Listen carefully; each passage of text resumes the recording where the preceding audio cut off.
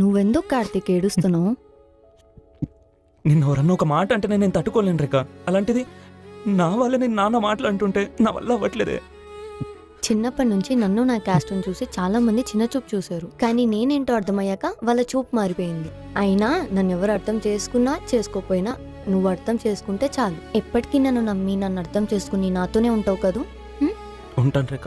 అంతే, నాకు నువ్వు ఒక్కడివి నమ్మి నాతో ఉంటే చాలు, ఇంకేది అవసరం లేదు. Love you Karthik. Love you to.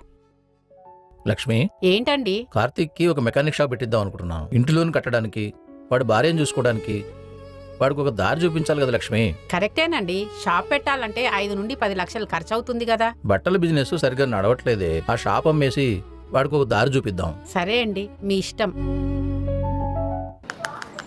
ఏమైందిరా, ఎందుకు వెళ్ళిపోయేవాళ్ళ ఫంక్షన్ నుండి?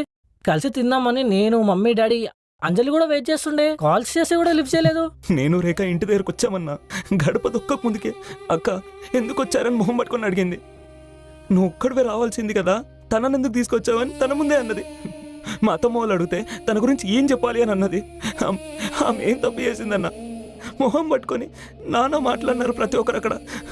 అరే ఒక్క మాట ఫోన్ చేసి తమ్ముడు నువ్వు నీ భార్య రాకు అని మొహం మీద చెప్పుంటే వచ్చేవాళ్ళం కాదు కదన్నా.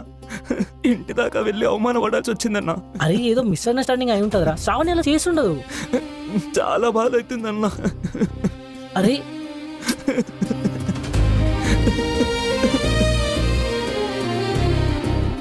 ఈ అన్న తమ్ముళ్ళ బాండ్ ఇంకా స్ట్రాంగ్ కాకముందే బ్రేక్ పెట్టాల్సిందే.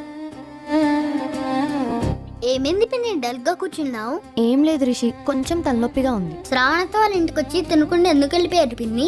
నాకు తలనొప్పిగా ఉందని చెప్పి బాబాయ్ నన్ను హాస్పిటల్ తీసుకెళ్లాడు రిషి. మరి మమ్మీ ఎందుకు అలా చెప్పింది నాన్నమ్మకి? మమ్మీ ఏ కావాలని నేను రాకుండా చేసిందంట. అత్తమ్మ మమ్మీకి ముందే చెప్పిందంట. ఇంకో విషయం తెలుసా పిన్ని, నువ్వు ఒక వేస్ట్ ఫెలో అంట.